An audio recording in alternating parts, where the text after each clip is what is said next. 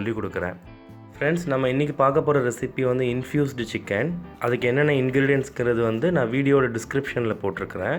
So பேசிக்காக நம்ம வீட்டில் இருக்கிற இன்க்ரீடியன்ட்ஸ் தான். ஆனியன், டொமேட்டோ, அப்புறம் chilli powder, coriander powder, salt, இவ்வளோ தான் நான் யூஸ் பண்ணியிருப்பேன் அதில். அப்புறம் தயிர் கூட யூஸ் பண்ணியிருப்பேன். ஸோ வீடியோட டிஸ்கிரிப்ஷனில் பார்த்தீங்கன்னா கிளியராக வந்து நான் என்னென்ன இன்க்ரீடியன்ட்ஸ்ங்கிறது போட்டிருக்கிறேன். அதை செக் பண்ணிக்கோங்க.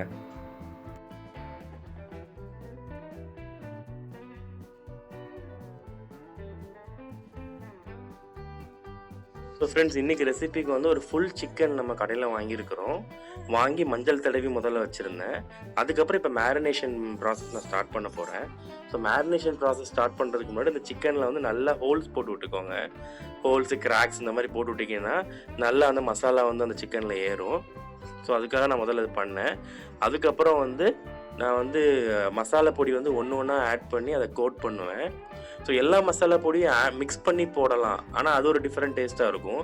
ஆனால் இப்படி ஒவ்வொரு மசாலா பொடியாக போட்டு நீங்கள் கோட் பண்ணிங்கன்னா லேயர் பை லேயராக அந்த பர்டிகுலர் மசாலாவோட ஃப்ளேவர் வந்து இறங்கிரும். ஸோ ஃபஸ்ட்டு வந்து நான் சில்லி பவுடர் போட்டிருக்கிறேன். ஸோ ஃபஸ்ட்டு சில்லி பவுடர் போடுறதுனால அது ஒரு லேயர் ஃபார்ம் ஆயிரும். அதுக்கப்புறம் கோரியாண்டர் பவுடர் போடுவேன், அது ஒரு லேயராக ஃபார்ம் ஆகும். அப்புறம் கரம் மசாலா போடுவேன். ஸோ அது ஒரு லேயராக ஃபார்ம் ஆயிரும். ஸோ இப்படி போடும் போது வந்து அது ஒரு டிஃப்ரெண்ட் டேஸ்ட் கொடுக்கும். ஸோ நான் இன்றைக்கி அப்படி தான் பண்ணுறேன். அதுக்கப்புறம் ஜிஞ்சர் கார்லிக் பேஸ்ட் போட்டு நான் நல்லா கோட் பண்ணி மேரினேட் பண்ணி அது ஒரு 30 மினிட்ஸ் மினிமம் மேரினேஷன் பண்ணணும். அதை நான் பண்ணிடுவேன். அப்புறம் ஃப்ரெண்ட்ஸ், ஒரு முக்கியமான விஷயம் ஃப்ரெண்ட்ஸ், என்னோடய சேனல் வந்து நீங்கள் யாரும் இன்னும் சப்ஸ்கிரைப் பண்ணாமல் இருந்தீங்கன்னா அதை மறக்காமல் சப்ஸ்கிரைப் பண்ணிடுங்க. அப்புறம் கீழே இருக்கிற பெல் ஐக்கானை வந்து நீங்கள் கிளிக் பண்ணிடுங்க. ஸோ உங்களுக்கு நோட்டிஃபிகேஷன் உடனுக்குடன் வந்துடும். இந்த சேனல் நான் ஆரம்பிச்சிருக்கிற மெயின் அப்ஜெக்டிவ் பார்த்தீங்கன்னா, என்னோடய தாத்தாவோட ஹோட்டலுக்கு திரும்ப உயிர் கொடுக்கணும் அப்படிங்கிறதுக்காக தான் இந்த சேனல் நான் ஆரம்பிச்சிருக்கிறேன். என்னால் ஒரு ஹோட்டல் ஸ்டார்ட் பண்ணி ரன் பண்ண முடியாது. அதனால தான் வந்து நான் யூடியூப் சேனலாக நான் ஸ்டார்ட் பண்ணியிருக்கிறேன். எங்கள் ஹோட்டல் பற்றி நீங்கள் ஹிஸ்ட்ரி பார்க்கணுன்னா எங்களோட சேனலோட அபவுட் பேஜில் போய் பார்த்தீங்கன்னா எங்கள் ஹோட்டலோட ஃபுல் டீட்டெயில்ஸ் நான் கொடுத்துருப்பேன்.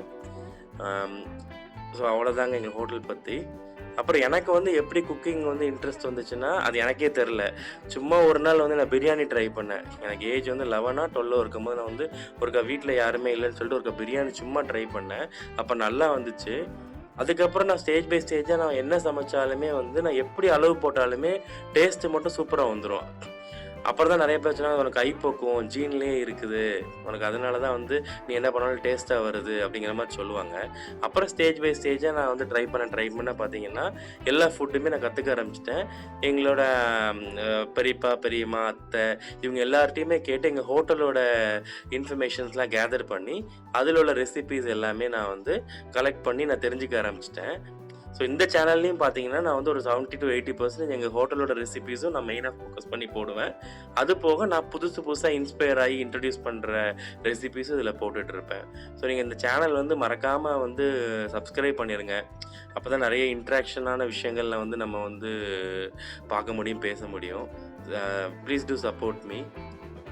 ஓகேவா? இப்போ வந்து நான் உப்பு ஆட் பண்ணுறேன். உப்பு வந்து இந்த ஸ்டேஜில் ஏன் இப்படி ஆட் பண்ணுறேன்னா அப்போ தான் வந்து அந்த ஃப்ளஷில் வந்து கரெக்டாக உப்பு வந்து டேஸ்ட் இறங்கும். ஸோ உப்பு போட்டு நல்லா மசாஜ் பண்ணி விட்டுட்டு அதுக்கப்புறம் வந்து சிக்கனை வந்து நம்ம மேரினேட் பண்ணிடலாம் ஒரு 30 மினிட்ஸு. ஃப்ரிட்ஜில் வைக்கணுங்கிறது அவசியம் இல்லை. ஃப்ரிட்ஜில் வச்சிங்கன்னாலும் ஓகே தான். ஆனால் வந்து ஃப்ரிட்ஜில் வைக்காமல் வெளியே வச்சாலே வந்து நல்லாயிருக்கும். ஏன்னா நம்ம முதல்ல சிக்கனில் மஞ்சள் தடவிட்டோம்ல, ஸோ கெட்டு போகாது. ஸோ அது நல்லா வந்து மேரினேட் ஆயிரும்.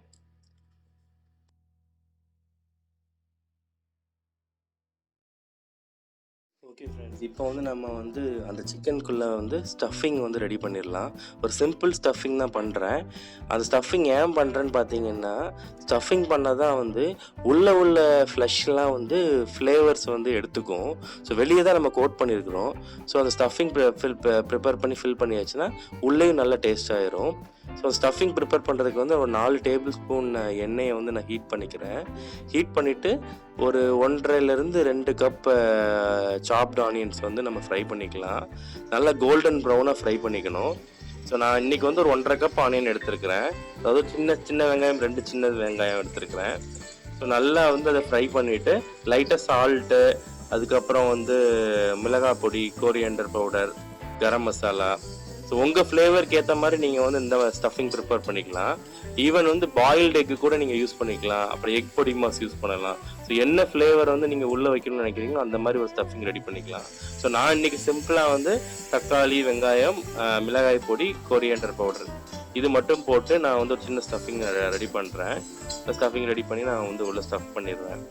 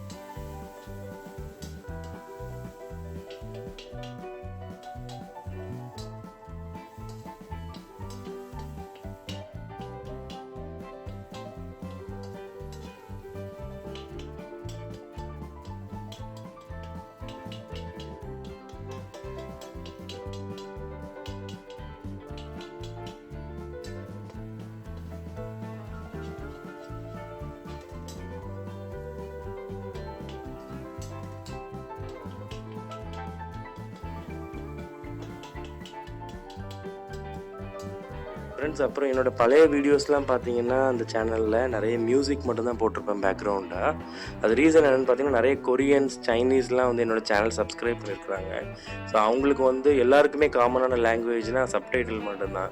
ஸோ அதனால் சப்டைட்டிலும் மியூசிக்கும் போட்டு நான் முதல்ல ரெடி பண்ணிகிட்டு இருந்தேன். ஆனால் இப்போ நிறைய பேர் வந்து கமெண்ட்ஸில் கேட்டிருந்தாங்க அந்த மாதிரி வந்து வாய்ஸ் கமெண்ட்ரி கொடுங்க தமிழில் அப்படின்னு சொல்லிட்டு. ஸோ அதுக்கேற்ப தான் வந்து நான் இப்போ வந்து பேச ஆரம்பிச்சிருக்கிறேன் என்னோடய சேனலில். அதே மாதிரி நிறைய பேர் வந்து நான் ஒரு லேடின்னு நினச்சிட்டு இருந்தாங்க. சிஸ்டர் தான் கமெண்ட்ஸ் வரும். அதுவும் பார்க்கும்போது வந்து சிரிப்பாக தான் இருக்கும். அதுக்கப்புறம் தான் வந்து நம்ம வந்து வாய்ஸ் கொடுத்துடலாம் அப்படிங்கிறனால வந்து கொடுக்க ஆரம்பிச்சிட்டேன். ஸோ ஸ்டஃபிங் ரெடி ஆயிடுச்சு இப்போ. ஸோ அதை வந்து நான் அந்த சிக்கனில் ஸ்டஃப் பண்ணுறேன். ஸோ ஸ்டஃப் பண்ணிவிட்டு அந்த ஸ்டஃபிங் வெளியே வராமல் இருக்கிறதுக்காக டூத் பிக்கை வச்சு அதை வந்து ஸ்டிச் பண்ணிடுவேன். அந்த டூத் பிக்கை வச்சு அதை நான் இப்போ காட்டுறேன் எப்படி பண்ணுறேன்னு சொல்லிட்டு.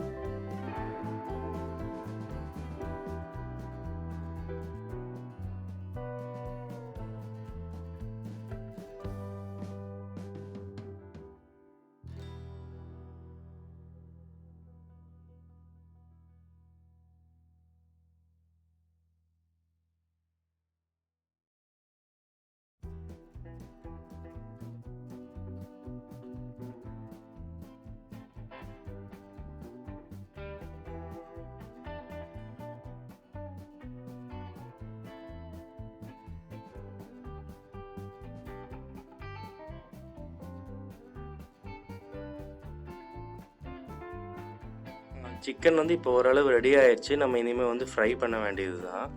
ஸோ ஃப்ரை பண்ணுறதுக்கு பார்த்திங்கன்னா வந்து ஒரு பேனில் வந்து பட்டர் வந்து ஹீட் பண்ணிவிட்டு ஒரு 100 கிராம் பட்டர் ஹீட் பண்ணிவிட்டு அப்படியே சிக்கன் அதை வச்சு நம்ம கவர் பண்ணி குக் பண்ண வேண்டியது தான். ஸோ சிக்கனோட 2 சைடும் வந்து ஈக்குவலண்ட்டாக குக் ஆகணுங்கிறதுக்காக ரெண்டையுமே வந்து 15 மினிட்ஸ் வந்து வச்சு நம்ம குக் பண்ணணும். ஒரு மீடியம் ஃப்ளேமில் வச்சுருந்திங்கன்னா கரெக்டாக குக் ஆகும். ஓவன் இருந்துச்சுன்னா ஓவன்லேயே வந்து நீங்கள் வந்து அந்த ஃபாயில் ரேப் பண்ணி நீங்கள் ஓவன்லேயே ரோஸ்ட் பண்ணலாம். பட் இப்படி பண்ணால் அது ஒரு டிஃப்ரெண்ட் டேஸ்ட்டாக இருக்கும் கடாயில் பண்ணால். ஸோ பட்டர் வந்து சிக்கனோட 2 பக்கமும் வந்து அப்ளை ஆகிற மாதிரி பண்ணி விட்டுட்டு அதுக்கப்புறம் நல்லா அதை செட் பண்ணி க்ளோஸ் பண்ணி அதை குக் பண்ண வேண்டியதான். ஸோ ஜீரக பொடி வந்து நான் ஒரு டேபிள் ஸ்பூன் யூஸ் பண்ணியிருப்பேன். அது எப்போ யூஸ் பண்ணுவேன்னா நான் சிக்கன் ஃப்ரை ஆகும் போது அதை மேலே போட்டிருப்பேன். அது ஒரு டிஃப்ரெண்ட் டேஸ்ட் கொடுக்கும், ஒரு ஃப்ளேவர் கொடுக்கும் அந்த ஸ்டேஜில் ஆட் பண்ணால். ஸோ அதனால் ஆட் பண்ணிவிட்டு நான் வந்து சிக்கனை ஃப்ரை பண்ணுறேன். இது ஆக்சுவலாக ஸ்லோ குக்கிங் ப்ராசஸ். இது ஆல்மோஸ்ட் 1 hour ஆயிரும் இந்த சிக்கன் நம்ம குக் பண்ணி முடிக்கிறதுக்கு. ஸோ வந்து 15 மினிட்ஸாக வந்து மாறி மாறி வச்சு நம்ம ஸ்லோ குக்கிங் பண்ணுறோம். ஆனால் நீங்கள் எண்ட் ரிசல்ட் பார்த்தீங்கன்னு வச்சுக்கோங்களேன், பயங்கர ஜூஸியாக ரொம்ப ஃப்ளேவர்டு சிக்கனாக கிடைக்கும். லைக் நீங்கள் வேறு எங்கேயுமே அந்த மாதிரி ஒரு டேஸ்ட் பார்த்துருக்க மாட்டீங்க. நீங்கள் மறக்காமல் வந்து இதை ட்ரை பண்ணி பார்த்துட்டு உங்களோட ஃபீட்பேக்கை வந்து என்னோடய கமெண்ட் செக்ஷனில் போடுங்க. கட்டாயமாக ட்ரை பண்ணுங்கள். இது ரொம்ப டேஸ்டியாக இருக்கும். சின்ன பிள்ளைங்களுக்கு பிடிக்கும். இப்போல்லாம் கிரில் சிக்கன் நிறைய சாப்பிட்றாங்க பிள்ளைங்க வெளியே. ஸோ இந்த மாதிரி செஞ்சு கொடுத்தீங்கன்னா அது இன்னும் ஹெல்த்தியாக இருக்கும் வீட்டிலேயே பண்ணி கொடுக்குறது. ஸோ மறக்காமல் ட்ரை பண்ணி பாருங்கள். அதே மாதிரி என்னோடய சிக்கன் ஃப்ரையில் வந்து நான் டேஞ்சி ஃப்ளேவர் வந்து ஆட் பண்ண போகிறேன். அதுக்கு என்ன பண்ணியிருப்பேன்னா 1 cup ஆஃப் டொமேட்டோ பியூரியும் ஒரு 1/4 cup வந்து தயிரும் நான் ஆட் பண்ணுவேன் அந்த ஃப்ரை ஆகிட்டு இருக்கும் போதே.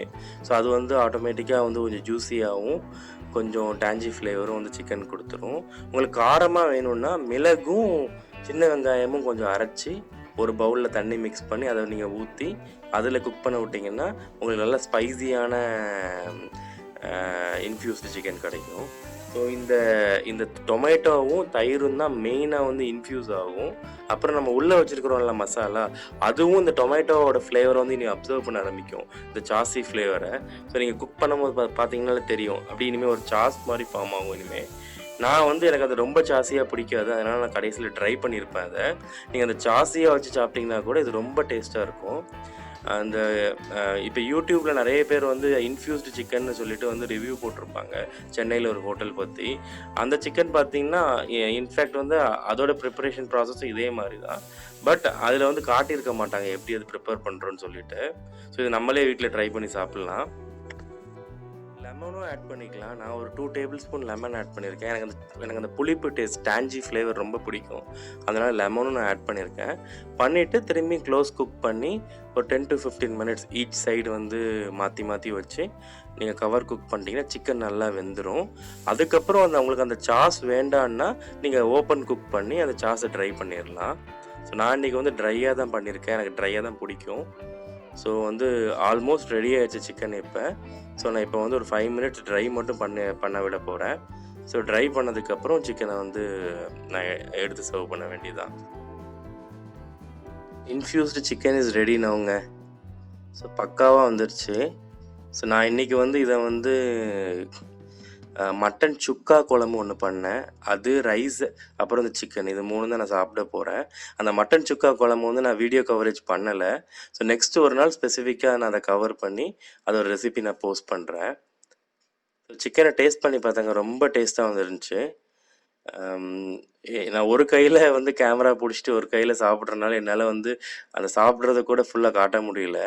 ஸோ எனிவேஸ்ங்க, தேங்க்ஸ் ஃபார் வாட்சிங். உங்களுக்கு இந்த வீடியோ பிடிச்சிருந்துச்சுன்னா லைக் பண்ணுங்கள், ஷேர் பண்ணுங்கள். இந்த சேனல் நீங்கள் இன்னும் சப்ஸ்கிரைப் பண்ணலைன்னா மறக்காமல் சப்ஸ்கிரைப் பண்ணுங்கள். Please do support us. Thanks for வாட்சிங்.